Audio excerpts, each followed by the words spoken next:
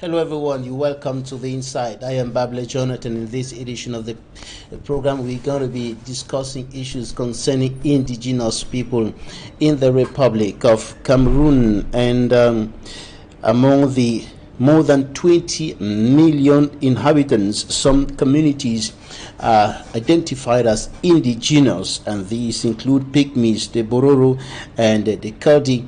And in this edition of the program, we want to look at some of the cultural, economic, and social challenges that these groups of persons are facing in the Republic of Cameroon, and efforts to address some of those challenges and what is still expected to be done in order to completely clear off these barriers to the socio-economic and, of course, even political development of these communities.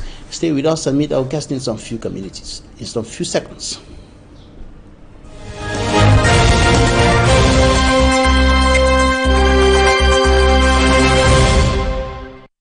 Our guest today is Aissatu Buba. She's a civil society leader, executive director of Cameroon Indigenous Women Forum. You're welcome. Thank you, Babila. Thank you for inviting me. Right. Tell us about indigenous people. You have been working on these for 10 years with the Cameroon Indigenous Women Forum. Thank you very much, Babila, for this question. I would like to talk about who are indigenous people. And according to the United Nations definition, they use 4 criteria to identify who are indigenous people. And these 4 criteria are they are marginalized and discriminated upon.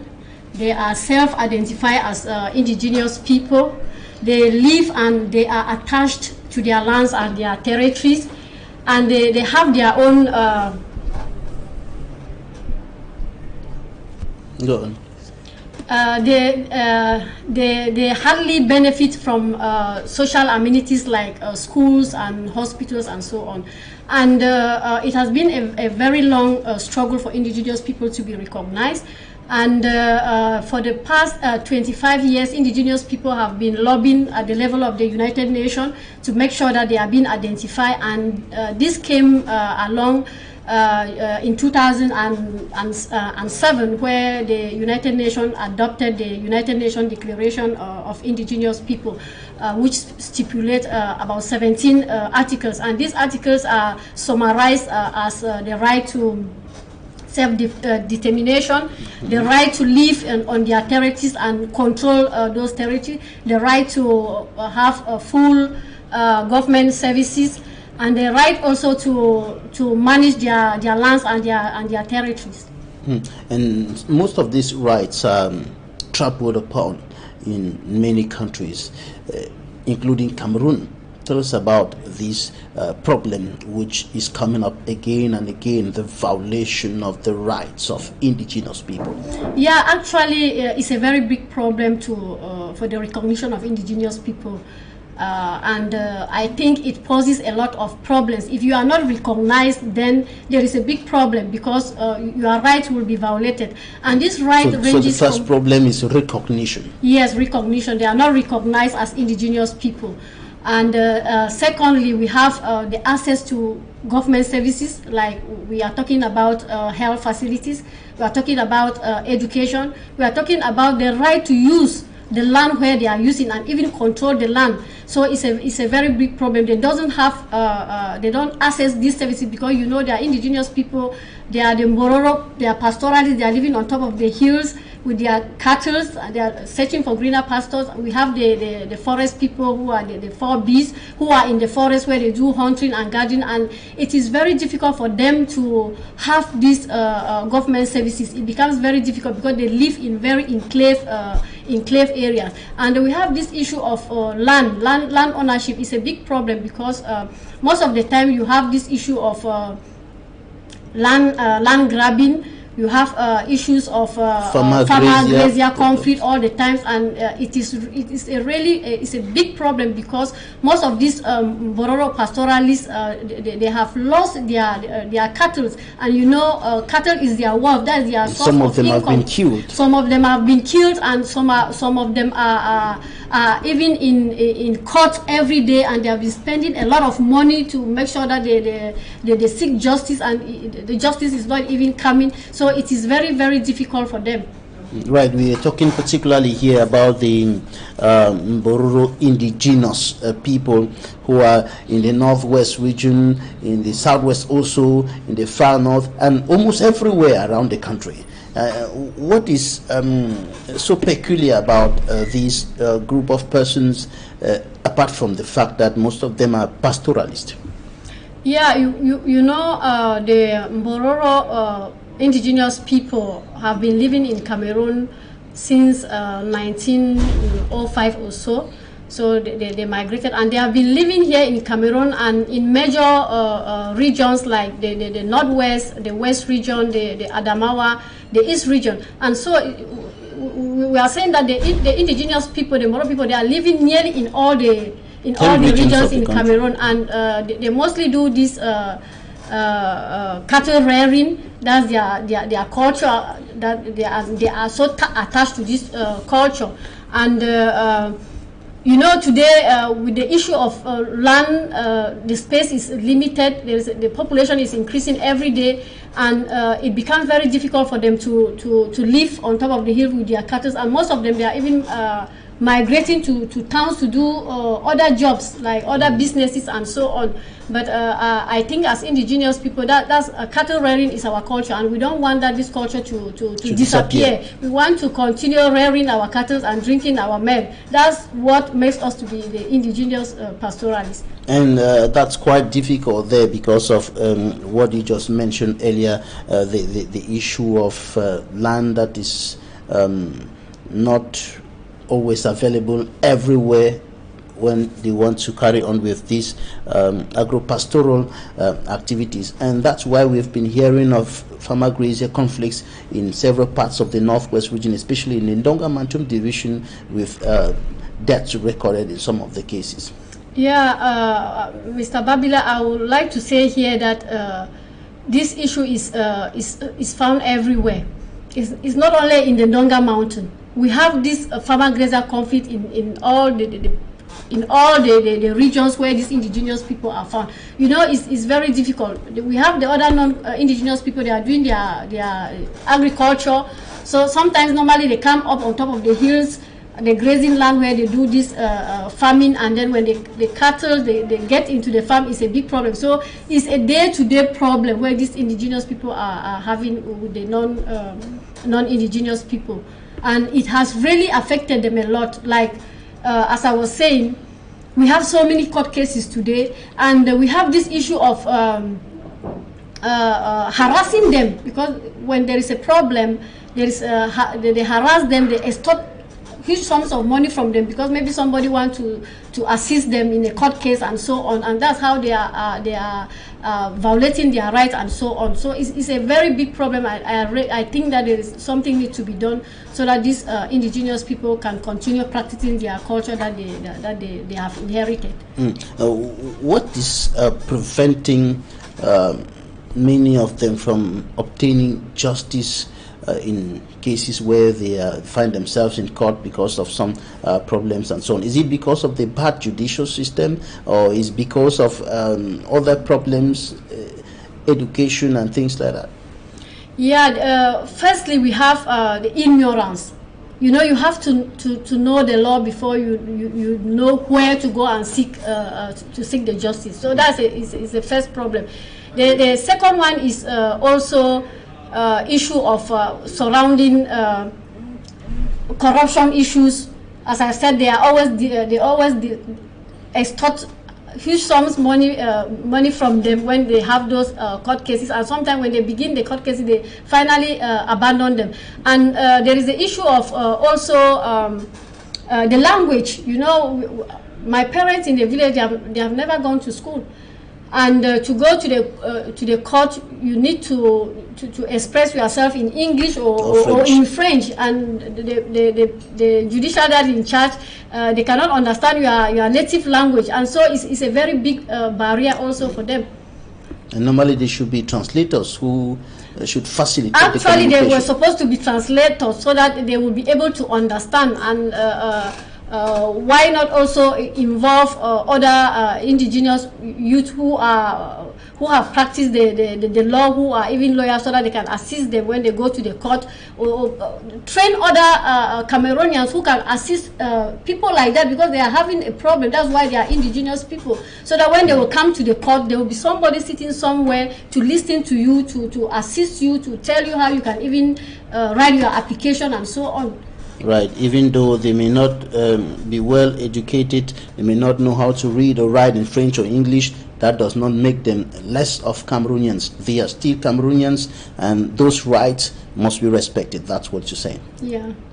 And so now, at the level of the state, at the level of policy, there seems to be a problem also at that level in terms of protection of these persons, protection of this group of persons.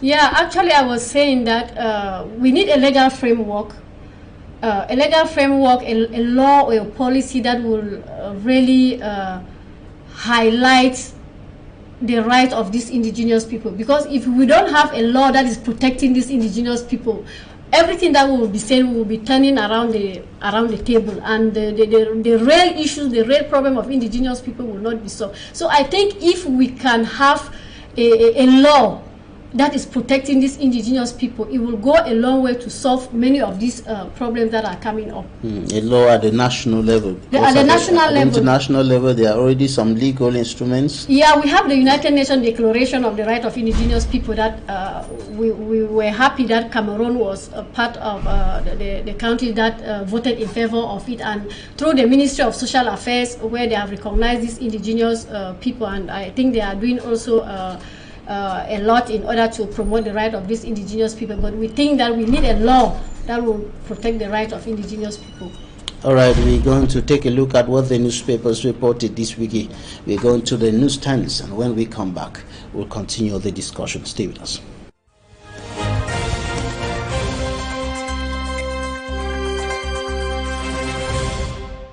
The Guardian Post reports the killing of 5 gendarme officers in Chitapong, Kuptamo subdivision, non-division of the West region of Cameroon, by armed fighters from neighboring Crises hit Northwest region. This came on the heels of the killing of 9 civilians by soldiers in the mentioned division, Northwest region of Cameroon, an act regretted by the minister delegate at the presidency in charge of defense, Joseph Betia Somo, as reported by the Median. In another issue of the Guardian Post, suspected separatist fighters reduced the Manfred District Hospital to ashes. This provoked a public manifestation in Manfred against the torture inflicted on patients and the burning down of the hospital reported by municipal updates. The Guardian Post counts 6 months of captivity for the Northwest House of Chiefs President and Vice President of the Regional Assembly, His Royal Majesty Yekum Kevin.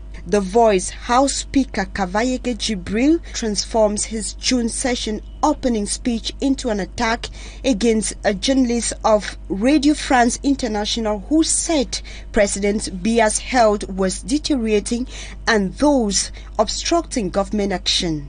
According to municipal updates, calls for a nationwide audit of councils are rising to the sky. On the coronation of the paramount chief of Limbe, His Royal Majesty John Alufa Manga Williams, the Horizon reports legal actions for the annulment of the Prime Minister's approval order. The coronation finally took place and the Median calls on all to behold the king. The Herald Tribune presents the new font of Mancon, Fon Angwafa IV, as the reincarnation of his father, for Angwafo III. He is welcomed by the people of Mankon as reports municipal updates. Another issue of the paper highlights the choice of Fru Angwafo IV as a blessing, according to an elite of Mankon.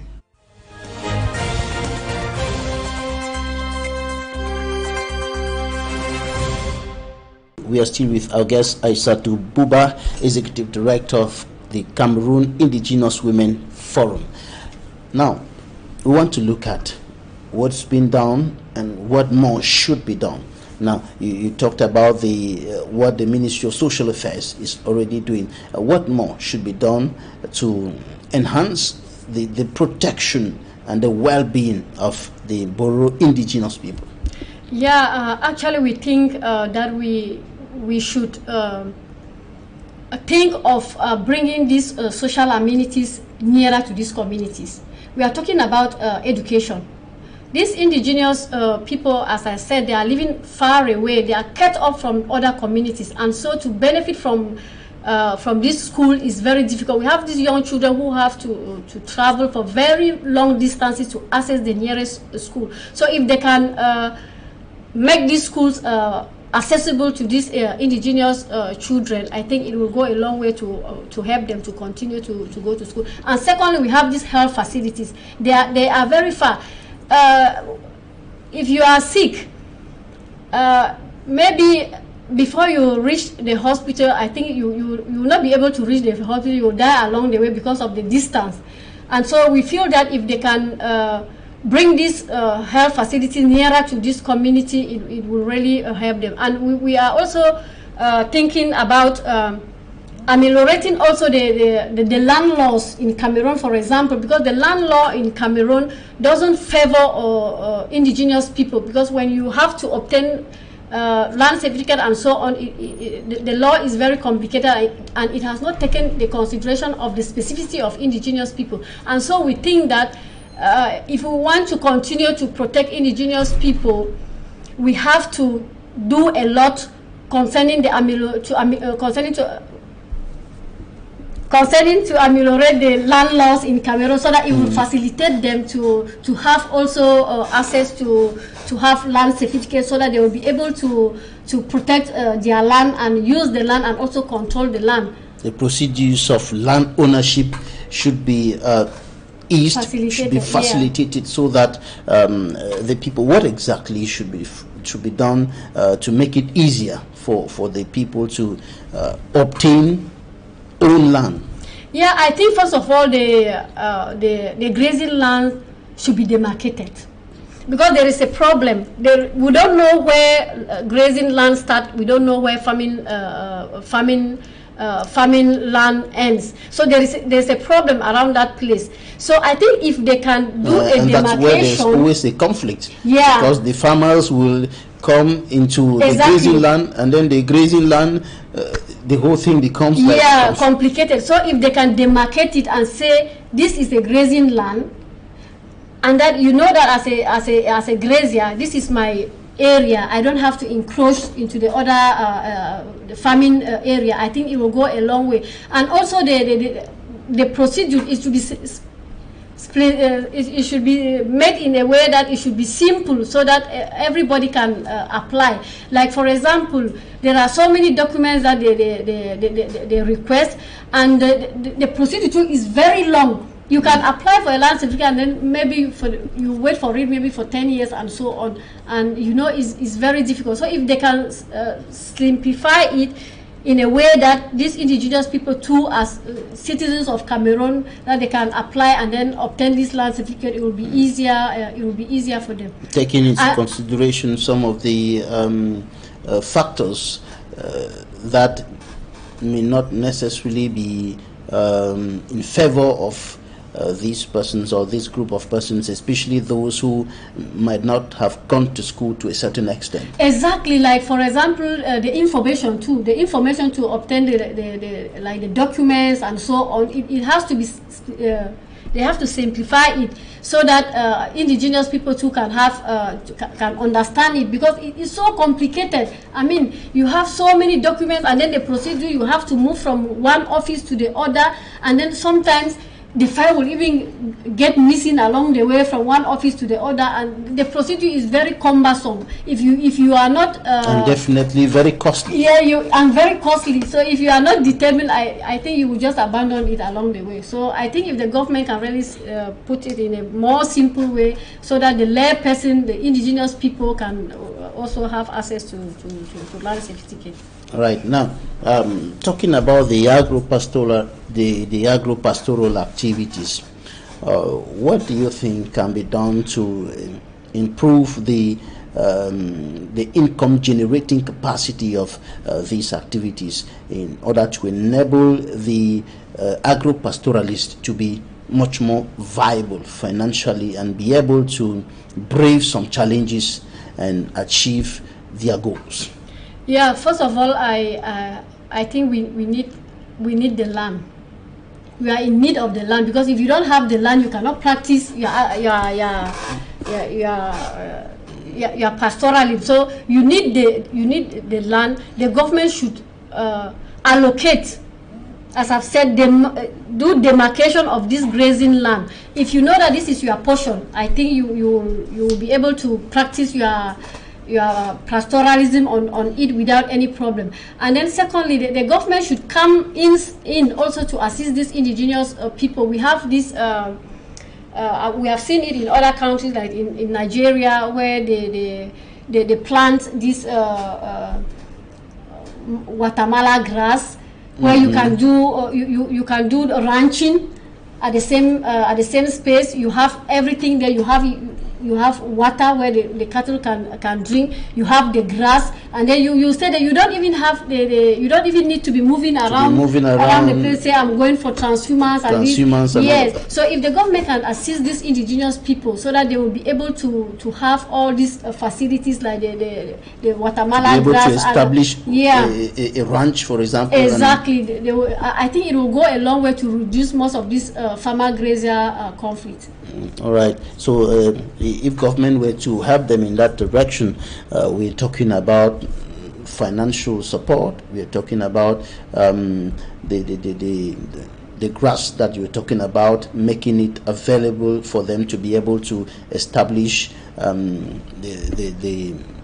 ranch, for example, and carry on with those activities there. All right. We'll take some interviews now, and when we come back, we'll look at what the Cameroon Indigenous Women Forum has been doing so far.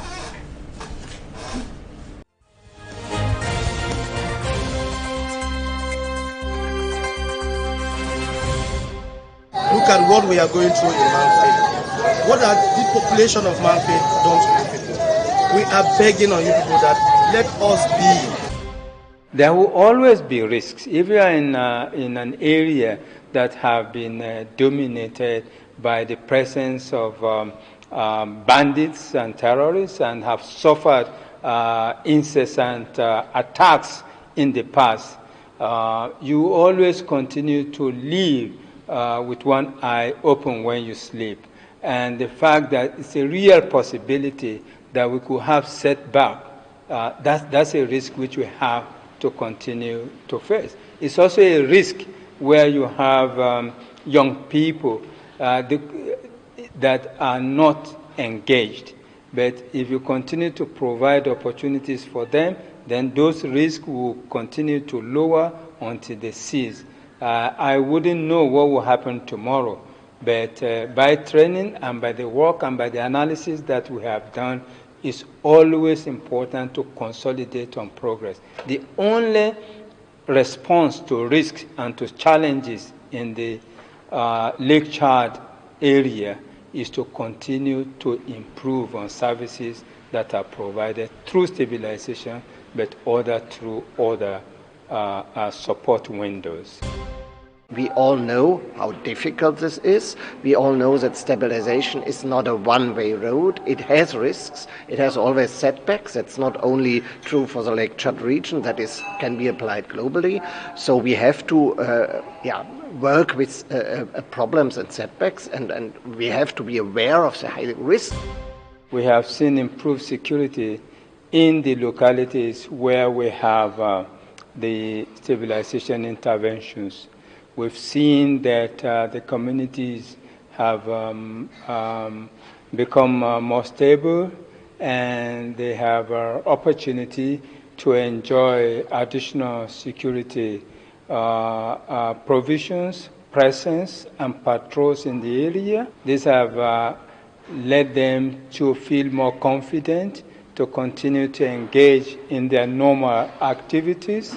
We've seen children going back to schools, schools that have also been expanded and renovated and better equipped through the services provided under the stabilization program in the 4 countries of Cameroon, Chad, Niger, and Nigeria. New markets, for example, in Gite, in Chad, Cash for Work in Ngalamia in Chad, and rural infrastructure in areas like Difa in Niger Republic, in Banki in Nigeria, and in Amchire in Cameroon. It's worth it because we are also seeing successes, and especially if we can continue our partnership approach, our good coordination approach, I'm quite positive we will see even more positive results in the future. We noticed that despite the efforts and strategies put in place by the government through the Ministry of Trade to maintain prices, some economic operators or some actors in these sectors of the economy, they continue to sell above the prices put in place by the Ministry of Trade.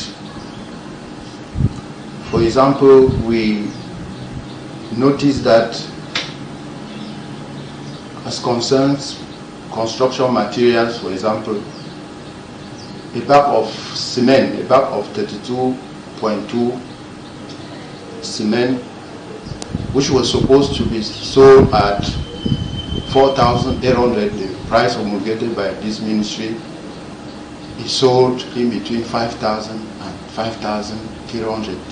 What we condemn. I want to call on these economic operators, these actors, to apply the law by selling their products on prices promulgated by the government, without which we will have to apply sanctions. I want to also assure the population of Mbanga subdivision that the government will continue to take measures to control and maintain prices of basic necessities. And in this light, they are supposed to collaborate and cooperate with government agents by denouncing traders who sell basic necessities more than the prices put in place by the state. I never had a normal life like others. In school, I was going to school maybe once a while. During exam period, it's not an illness that really signals that this is coming or it will come tomorrow, after tomorrow. You can laugh today and tomorrow you're sick. They were always saying that it's witchcraft, that eating me maybe it's a wizard or whatsoever. So I've been brought into many native doctors. Financially, she adds, managing the ailment is so demanding. The family usually they're scared of coming in contact with me, thinking that I'll always be sick, always scared that I'll finish their morning or whatsoever. Others are even scared because it's a type of disease that you don't wait yourself. You will just be afraid at any time because it can also take your life at any single time. It affects the lungs, it affects all the system of the body. Shortage of blood, anemia, respiratory system and all the like. So it's not really easy. I can take, for example, in my job where I usually work, if I work for a month and 4 days are absent of work due to crisis, every boss or every employee will not accept that his worker he's here today and tomorrow is not there. So it will not be easy. The salary will be cut off, Maybe they will even sanction you from job. They will even say that you're lying, because it's an illness that many people don't understand. I can laugh with you today, and tomorrow you hear that I'm dead. My wish is to talk about the illness, to spread it around, so that we should not more make the same mistake like our parents. At the end of the day, they will be the ones suffering. Their children will be the ones suffering. Their finances will be the ones suffering. The society will be the ones suffering. It's something that is really, really critical. Leave love aside, because this situation is not easy. Leave love aside. Make your electrophoresis test. Management of sickle cell crisis include lifestyle modifications where the patients need to be properly hydrated, they need to be on balanced diet, they need to seek adequate medical care early, especially if they have signs of infections. They also have to avoid strenuous exercises and areas of low oxygen tension, like areas with heights. So prevention of crisis, including taking their daily folic acid, medications like hydroxyurea for those who are having repeated crises, or those who stroke, or those who avascular necrosis of the head of the femur. Also, there are very important vitamins and minerals that these patients they need to benefit from. We have things like zinc, due to their depressed immune systems. We have things like calcium, magnesium, vitamin C, vitamin D, due to the hypomineralization of their bones. The fact that their hemoglobin levels are very low, they could have shortage of blood where they'll need repeated transfusions. And you know, blood is never actually very safe. So it could expose them to the risk of HIV, hepatitis B and C. So to avoid those things, they need to sleep under treated mosquito nets.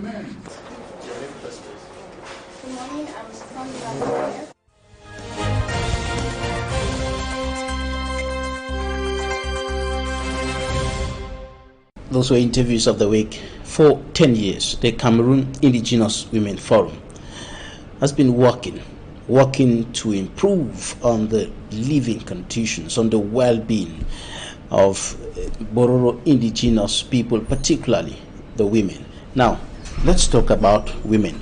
What are some of the specific challenges that women face because of the fact that they are women? Yeah, actually, indigenous women face double marginalization and discrimination. As indigenous women and as a woman in general, like for example, within the community, they are being marginalized and discriminated upon by the community members because they feel that the indigenous woman, her space is within the kitchen, and to take care of the children. And that's where the problem lies. We are living in a patriarchal society where it's the men that are dominant in all aspects.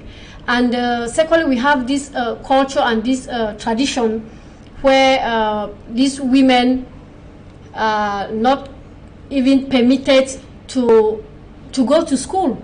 And that's why we have the highest rate of illiteracy among the indigenous women and girls. They prefer to force these young girls into early and forced marriages without their consent.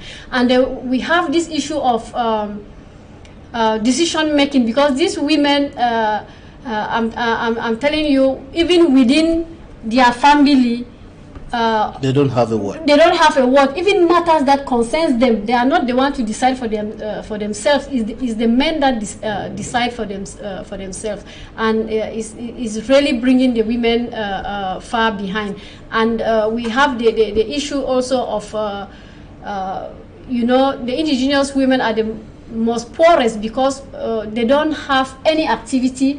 They always depend on their husbands for a living. And that's where most of the violence usually comes in, because if you are not reproductive, you are not contributing to keep up your family, you are always waiting for your husband.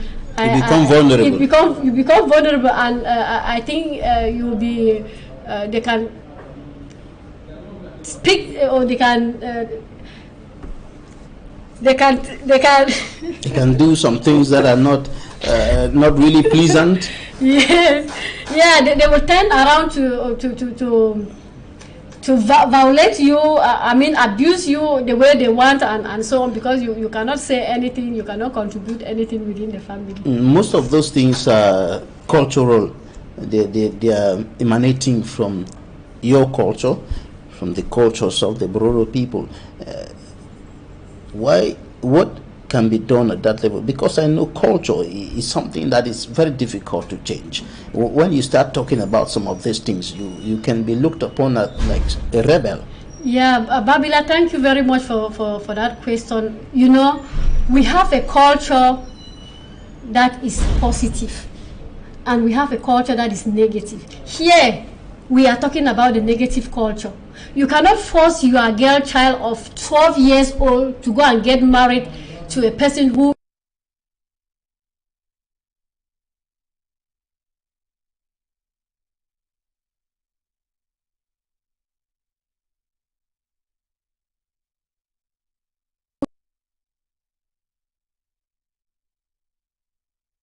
is more older than you, and he tend to maltreat that girl.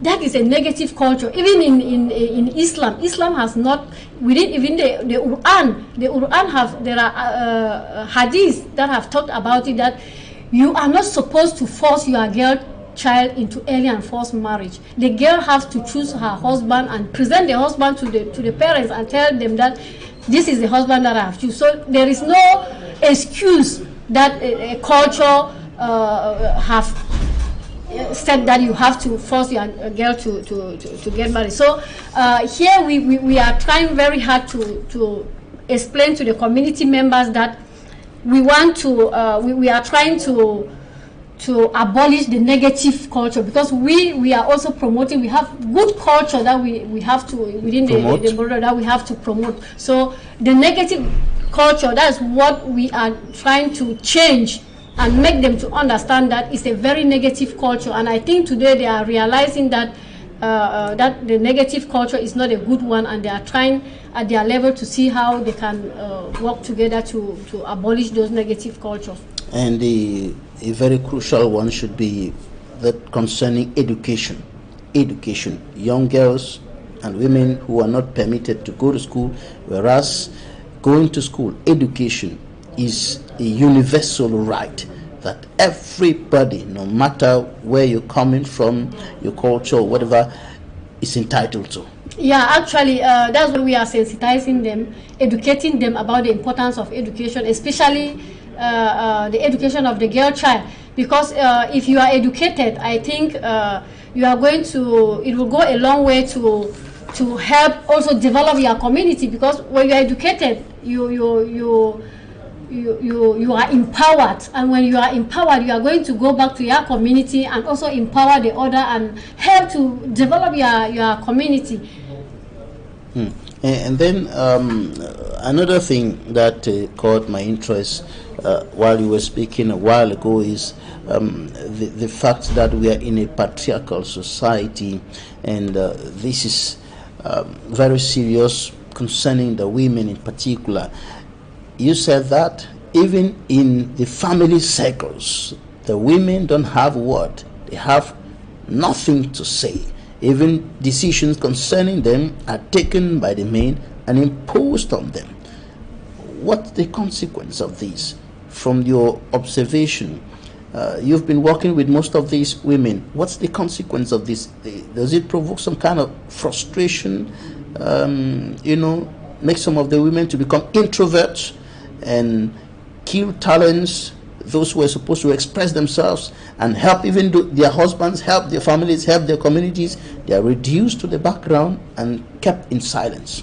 Yeah, I think it has a very negative consequences on these women and girls. Like, for example, we are talking about frustration, because you can imagine a young girl that was supposed to go to school, and maybe she has even started school at the level of primary school. But before getting to, let's say, class 6, she has to drop out from school and get married. So imagine the frustration of that young girl, the way she is feeling. She's been frustrated. She's looking at the society as something else. She don't even see herself to live even within the community. It is a negative perception of life. Yes, yeah, exactly, and it is very it is very touching. I mean, when you see these women, sometimes when they speak, when we go to the community and when we are doing our sensitization and so on, the way these women are regretting, the way they are talking, you really see that there is a really frustration on them. And the women are very important people. The woman is a mother, is a mother of the nation, the mother of the community, and they contribute a lot. And imagine if she was educated the way she was supposed to go back to her community and bring development in that community. And even preach peace. Exactly. All right. So what have you people been doing apart from sensitization?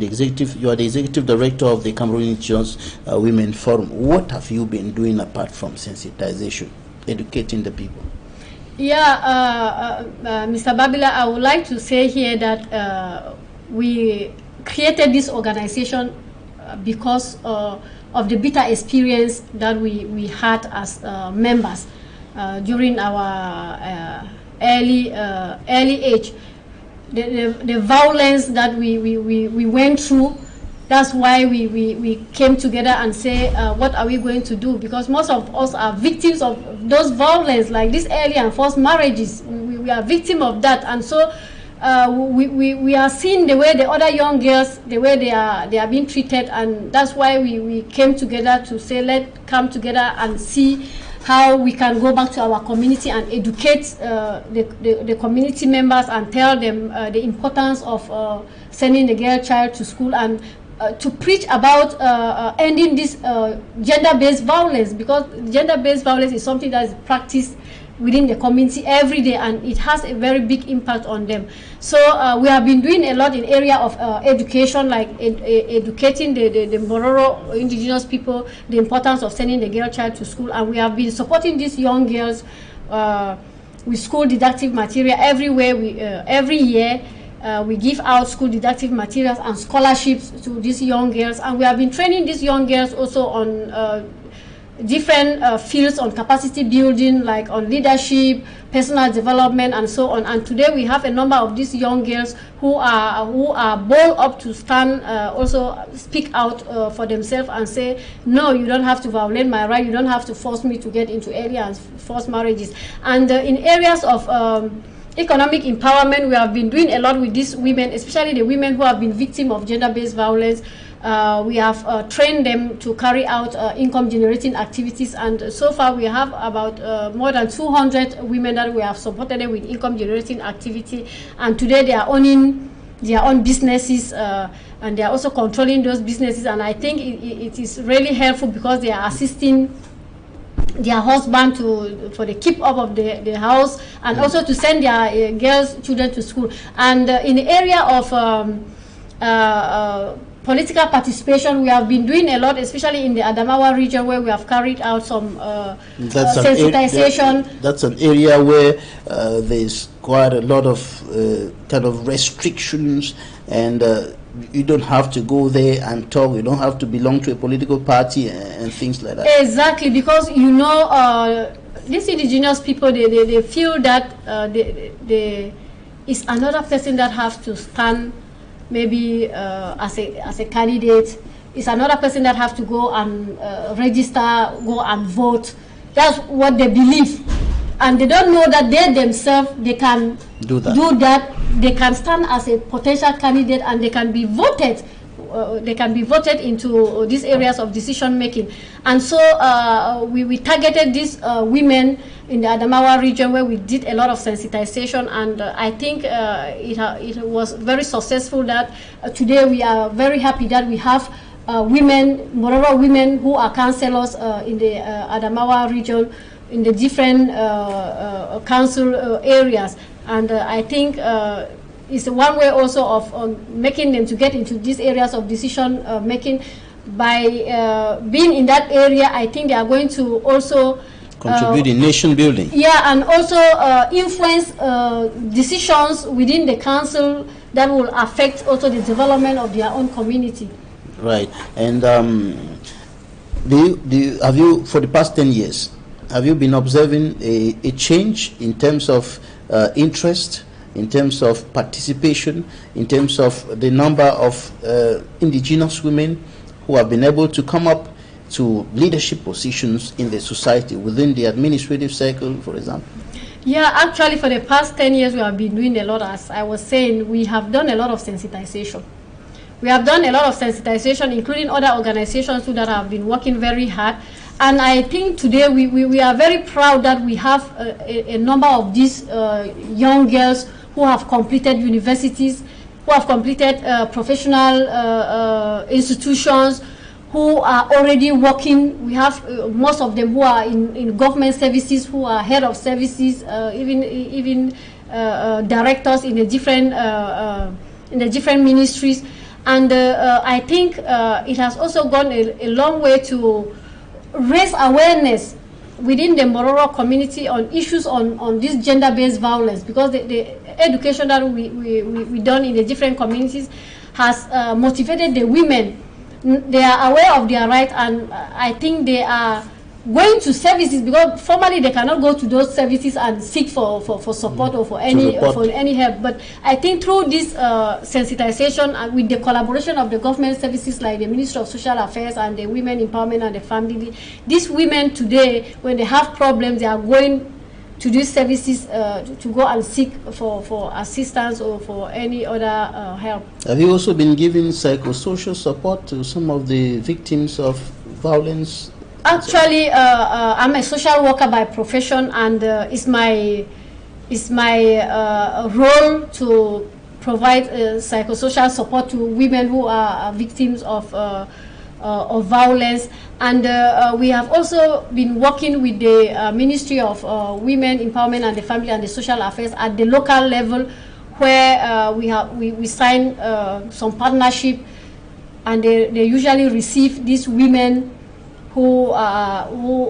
these women that their rights are being violated, and then they give them the psychosocial support as well, and also provide them with some medical assistance when they have maybe some medical problems. Issues. Yeah.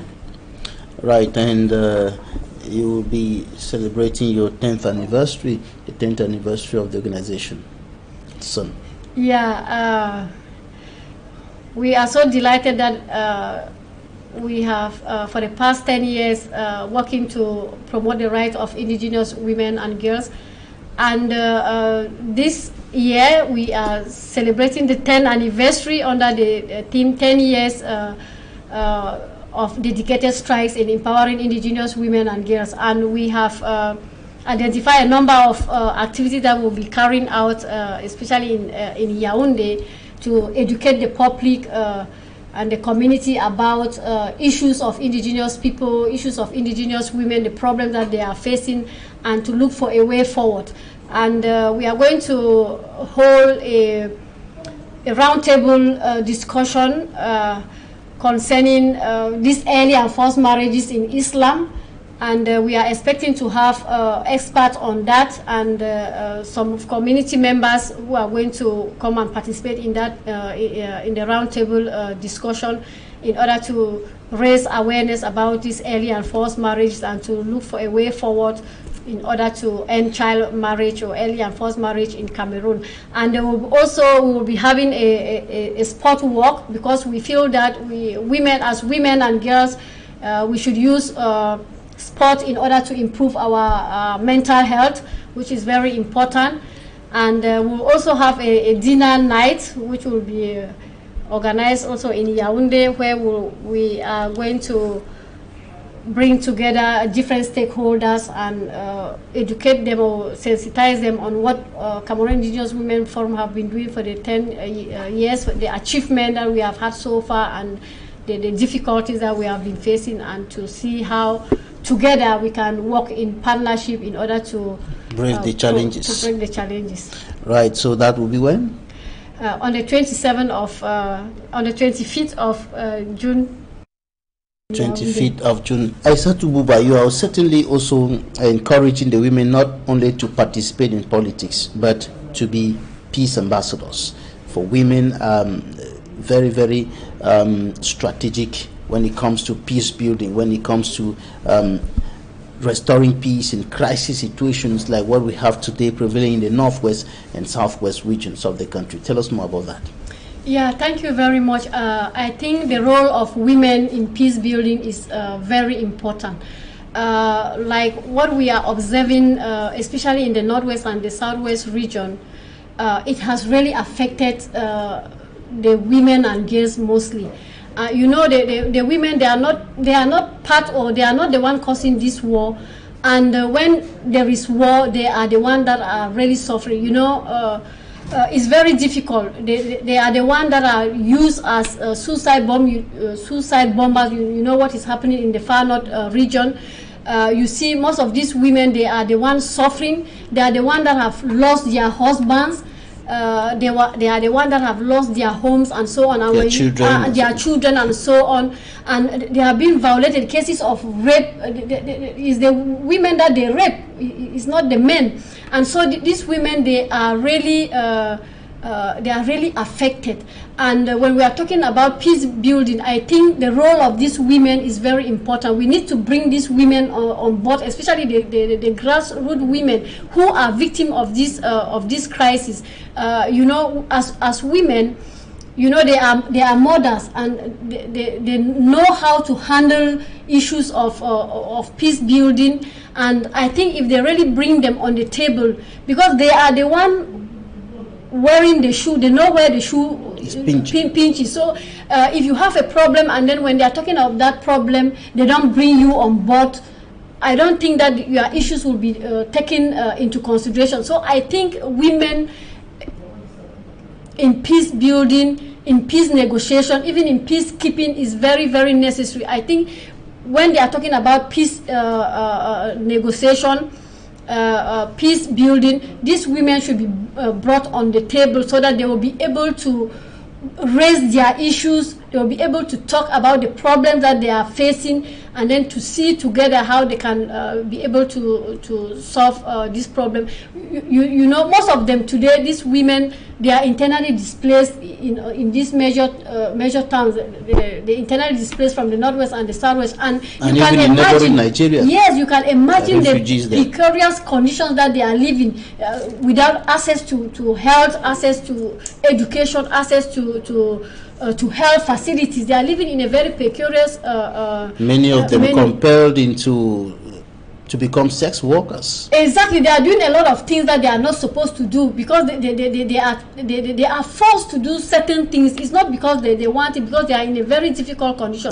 So I feel women should be brought on board when we are talking about peace building, peace negotiation, and also peacekeeping is very, very important, because without women, I don't think that we are going to achieve peace or to resolve a conflict within a country when the women are not there. So they should be brought on board, so that they should be able to raise the issues of the issues that the women are facing and so on, and to bring in their own perspectives to the solution. Exactly. Right. I think that's great. That's okay.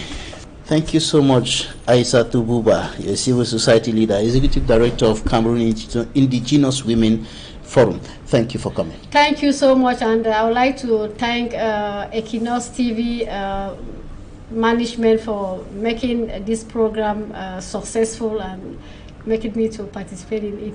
Thank you. You wanted to say something? I wanted to say something.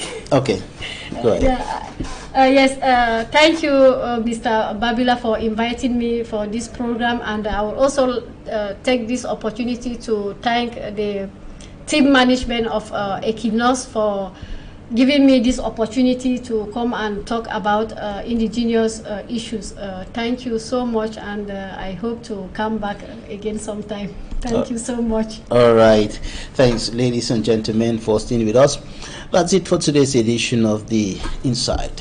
Stay with us.